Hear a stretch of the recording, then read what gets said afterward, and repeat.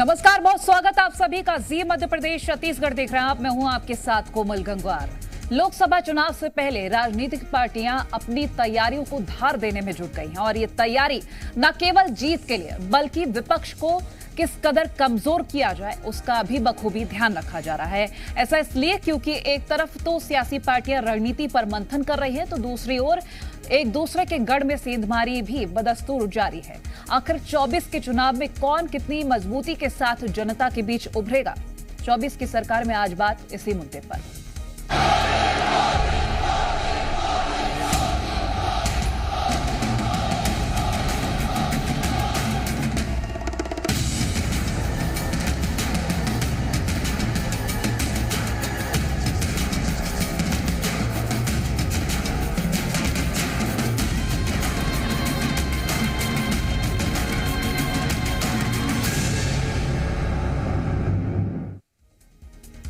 लोकसभा चुनाव से पहले जहां बीजेपी ने मध्य प्रदेश छत्तीसगढ़ में सभी सीटों पर प्रत्याशियों के नामों का ऐलान कर दिया है तो वहीं दूसरी ओर कांग्रेस फिलहाल अपने प्रत्याशियों पर अभी मंथन करती नजर आ रही है।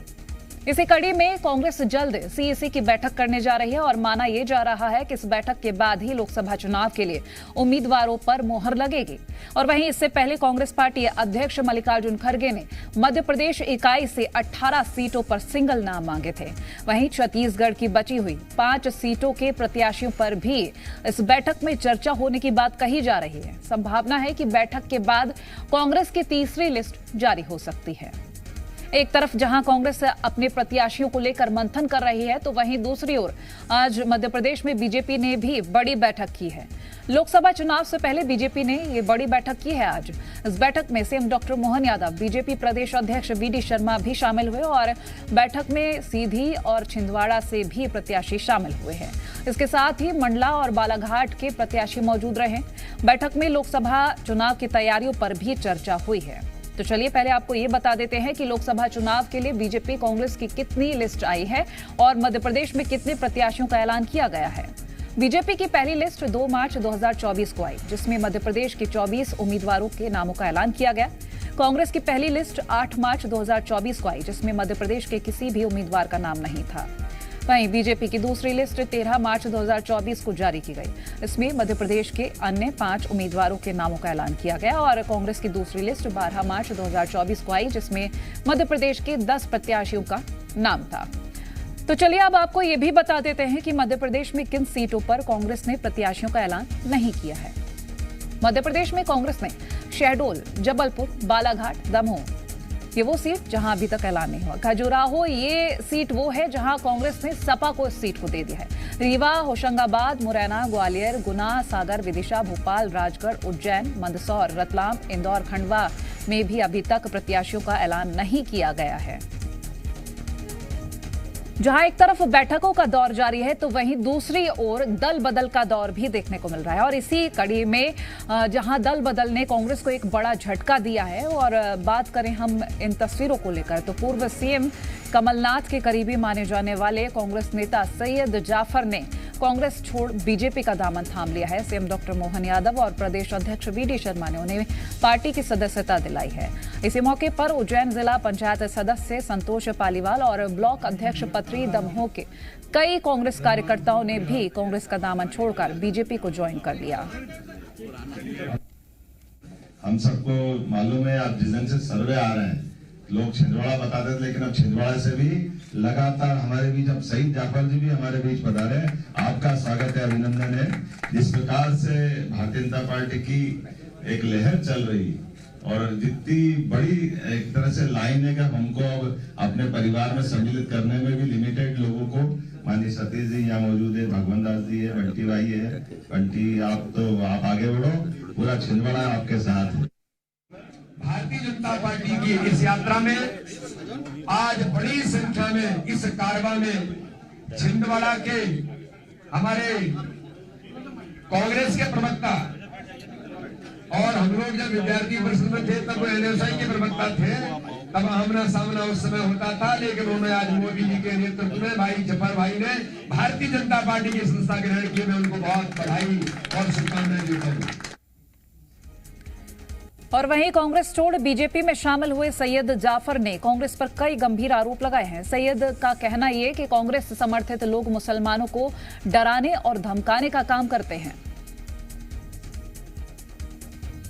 जिस प्रकार से मुसलमानों को डराने धमकाने का काम कांग्रेस समर्पित लोग और केजरीवाल और मुस्लिम लीग जैसी पार्टियां करती हैं, जैसे सीए के नाम पर झूठा प्रपोगंडा कर ये डराने का प्रयास करती हैं कि सीए के आने के बाद मुसलमानों की नागरिकता चली जाएगी, जबकि उस कानून में कहीं नहीं है। इन सबको देखते हुए आज हम मोदी जी के परिवार कांग्रेस लगातार कंफ्यूज्ड होती है, लगातार अपने वरिष्ठ नेताओं की उपेक्षा करती है, युवा नेताओं का सही उपयोग नहीं करती है। तो एक तरफ सैयद जाफर के ये बयान है, तो वहीं दूसरी ओर कांग्रेस के पूर्व मंत्री पीसी शर्मा का कहना ये कि कांग्रेस से बीजेपी में जा रहे ये नेता 1000 और 2000 के बंद नोटों की तरह हो जाएंगे। चुनाव के बाद इन नेताओं को कोई पूछने वाला नहीं है। ये इनकी हालत इस चुनाव के बाद मैं समझता हूं कि वो कलदार बाकी खोटे सिक्के नहीं, ये 500 के 1000 के 2000 के नोट जो बंद हुए ना, वो स्थिति रहेगी इनकी, कहीं चलेंगी नहीं। और देखिए, सैयद जाफर का बीजेपी में शामिल होना कांग्रेस के लिए एक बड़ा झटका माना जा रहा है। सैयद जाफर कमलनाथ के बेहद करीबी माने जाते हैं और अब उनका बीजेपी में शामिल होना छिंदवाड़ा सीट के लिए बीजेपी की मजबूती मानी जा रही है। रतलाम, दमोह के जिला पंचायत सदस्य भी बीजेपी में शामिल हुए हैं। बता दें, पथरिया की कांग्रेस नेत्री मनीषा द्विवेदी, दिनेश श्रीधर, रतलाम के 64 कांग्रेस नेता बीजेपी में शामिल हुए हैं।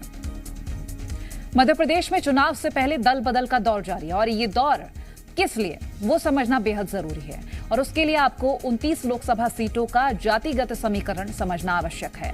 मध्य प्रदेश में 29 लोकसभा सीटों में से 19 सीटें जनरल कैटेगरी के लिए आरक्षित हैं, जिसमें सीधी, जबलपुर, बालाघाट, छिंदवाड़ा, दमोह, खजुराहो, सतना, रीवा, होशंगाबाद, मुरैना, ग्वालियर, गुना, सागर, विदिशा, भोपाल, राजगढ़, मंदसौर, इंदौर और खंडवा सीट आती है। वहीं 6 सीट्स एसटी वर्ग के लिए आरक्षित हैं, जिसमें शहडोल, मंडला, बैतूल, रतलाम, धार और खरगोन सीट शामिल है। इसी के साथ ही 4 सीट्स एससी वर्ग के लिए आरक्षित हैं, जिसमें टीकमगढ़, भिंड, देवास और उज्जैन सीट शामिल है। और वहीं बात करें छत्तीसगढ़ की, तो छत्तीसगढ़ में कांग्रेस ने 5 सीटों पर अपने प्रत्याशियों का ऐलान नहीं किया है, लेकिन इससे पहले कुछ संभावित नाम सामने आ रहे हैं। माना यह जा रहा है कि बस्तर से एक बार फिर कांग्रेस दीपक बैज पर भरोसा जता सकती है। बिलासपुर से कांग्रेस विष्णु यादव को चुनावी मैदान में उतार सकती है। बात सरगुजा की करें तो यहां से कांग्रेस शशि सिंह को टिकट दे सकती है और रायगढ़ से पार्टी जयमाला सिंह को प्रत्याशी बना सकती है। वहीं बात कांकेर की करें तो इस सीट से कांग्रेस बीरेश ठाकुर को टिकट दे सकती है। आकाश द्विवेदी भोपाल से हमारे साथ लाइव जुड़ गए हैं, सत्यप्रकाश रायपुर से हमारे साथ लाइव जुड़ गए हैं। पहले हम आकाश के साथ बातचीत करेंगे। आकाश, देखिए, दल बदल के दौर लगातार जारी है और सैयद जाफर के जाने के बाद लगातार ये कहा जा रहा कि कांग्रेस और ज्यादा कमजोर हो गई, लेकिन कांग्रेस की तरफ से ये कहा गया कि ऐसे आते जाते लोगों की तरफ से कोई जब जाना किया जाता है तो कोई फर्क नहीं पड़ता और सीटों को लेकर भी तमाम तस्वीरें सामने आ रही हैं। देखिए, सैयद जाफर कोई पहले नेता नहीं है। इसके अलावा कई बड़े नेता, कई पूर्व विधायकों ने कांग्रेस पार्टी छोड़कर भाजपा का दामन थामा है और एक जो संगठन है वो संगठन कांग्रेस पार्टी का कमजोर होता मध्य प्रदेश में नजर आ रहा है, क्योंकि बीजेपी मध्य प्रदेश में मेगा ज्वाइनिंग अभियान चला रही है और उसके तहत हर जिले में एक न्यू ज्वाइनिंग टोली बनाई गई है। प्रदेश स्तर पर मध्य प्रदेश के पूर्व गृह मंत्री डॉक्टर नरोत्तम मिश्रा इसका प्रतिनिधित्व कर रहे हैं और अलग अलग जगहों से नेताओं को भारतीय जनता पार्टी में शामिल कराया जा रहा है। दरअसल एक जो संगठन है, अगर उसे एक बिल्डिंग की तरह देखें तो ये कार्यकर्ता संगठन की नींव होते हैं और जब नींव कमजोर होती है तो बड़े नेताओं के लिए चुनौती बनती है। मध्य प्रदेश कांग्रेस में फिलहाल यही हो रहा है, क्योंकि विधानसभा चुनाव में करारी हार के बाद लगातार कांग्रेस पार्टी टूट रही है। छिंदवाड़ा जो कमलनाथ का गढ़ माना जाता है, यहां से भी टूटन हो गई। बीते दिनों पूर्व विधायक, इसके बाद अब आज भी कई कांग्रेस के पदाधिकारियों ने भारतीय जनता पार्टी का दामन थाम लिया। लेकिन लोकसभा चुनावों से पहले बीजेपी भले ही अपना कुनबा बढ़ा रही है, कांग्रेस पार्टी ये तंज कस रही है कि इसके बाद लोकसभा चुनाव के बाद कांग्रेस से गए हुए जो नेता बीजेपी में हैं उनका विशेष महत्व नहीं रहेगा। पूर्व मंत्री पीसी शर्मा का यह दावा है कि ये नेता खोटे सिक्के साबित होने वाले हैं, लेकिन बीजेपी का दावा अभी भी यह है कि कांग्रेस के करीब 50,000 कार्यकर्ता पार्टी छोड़ने को तैयार है। मुख्यमंत्री डॉक्टर मोहन यादव ने बीते दिन ये दावा किया था कि 50,000 कार्यकर्ता पार्टी छोड़ना चाहते हैं और लाइन लगी है। लोगों को समझाना पड़ रहा है कि वो आराम से रहे। लोकसभा चुनाव नजदीक है, ऐसे में ये टूटन कहीं कांग्रेस पार्टी को भारी नुकसान न पहुंचा जाए। निश्चित तौर पर। चलिए मैं लौटूंगी सत्यप्रकाश, आपके पास आना चाहूंगी। 5 सीटें बची हैं और संभावित नाम भी सामने आ रहे हैं और बताया जा रहा है कि दीपक बैज को दोबारा मौका मिल सकता है, लेकिन ऐसे में अगर हम जातीय समीकरण देखने की कोशिश करें, कैसे समझ सकते हैं?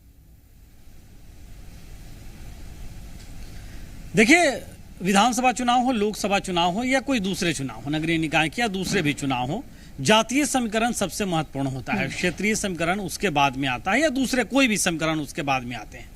जातीय समीकरण के तहत ही छत्तीसगढ़ में चाहे भारतीय जनता पार्टी की बात करें या कांग्रेस पार्टी की बात करें, वो अपने टिकटों का बंटवारा कर रहे हैं। अब भारतीय जनता पार्टी ने पूरे 11 लोकसभा क्षेत्रों के लिए अपने प्रत्याशी उतार दिए हैं, लेकिन कांग्रेस अभी तक 6 लोकसभा सीटों के लिए ही प्रत्याशी उतार पाई। यहाँ ये जरूर है कि 5 नाम जो हैं वो भी लगभग तय कर लिए गए हैं, लेकिन जब सीएसी सीडब्ल्यूसी की बैठक हो जाएगी उसके बाद इस बात की संभावना है कि कल शाम तक ये नाम सामने आए, क्योंकि आज ही बैठक होनी थी लेकिन वो कल तक के लिए टल गई है।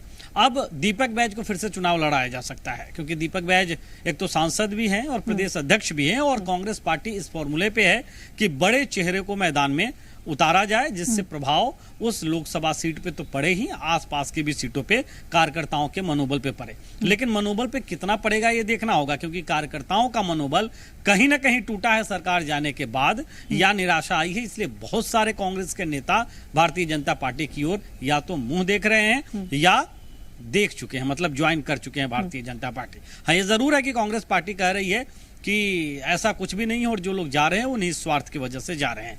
लेकिन कुल मिलाकर अगर हम देखें तो छत्तीसगढ़ में जो स्थितियां नजर आ रही है फिलहाल के वक्त में, भारतीय जनता पार्टी के प्रत्याशी अनाउंस हो चुके हैं सभी, लेकिन कांग्रेस अभी भी उस मामले में थोड़ी पीछे है। नाम लगभग फाइनल हो गए हैं ऐसा कहा जा रहा है, लेकिन वो अनाउंस कब तक होंगे ये देखना होगा। दूसरी बड़ी चीज ये है कि ग्राउंड के स्तर पे भी अगर हम कहें तो क्या कार्यकर्ता उस तरह से एकजुट हैं कांग्रेस पार्टी के, जो एकजुटता 2018 या 2019 के लोकसभा चुनाव में दिखाने की बात हुई थी। हालांकि 2019 में भी कम सीटें आई थी कांग्रेस पार्टी के पास, क्योंकि देखिए पिछले कई दिनों में, मुझे याद नहीं आ रहा है कि कांग्रेस पार्टी के जो प्रदेश प्रभारी हैं सचिन पायलट, उनका रायपुर या छत्तीसगढ़ दौरा हुआ हो और यहाँ आकर बैठक लिए हों। लंबा वक्त तक बीत चुका है जब वो आके यहाँ बैठक लिए। भाजपा में प्रदेश सह प्रभारी लगातार जो लोकसभा प्रभारी भी हैं नितिन नवीन आ रहे हैं, बैठकों का दौर चल रहा है, संभवतः कल परसों भी आए, उनकी बैठकें होंगी। तो कई सारे ऐसे पहलू हैं जिन पहलुओं पे अगर आप देखेंगे तो ऐसा लगेगा कि चुनाव में 2-2 हाथ कांग्रेस भाजपा तो कर रही है, लेकिन कई सारे स्तर पे भारतीय जनता पार्टी जो है कुछ आगे दिखाई दे रही है कांग्रेस से। निश्चित तौर पर। चलिए लौटूंगी। आकाश, आपके पास आना चाहूंगी। छिंदवाड़ा जिसकी हम बात करें, कांग्रेस का गढ़ माना जाता है, लेकिन वहां सेंधमारी की पूरी तैयारी है।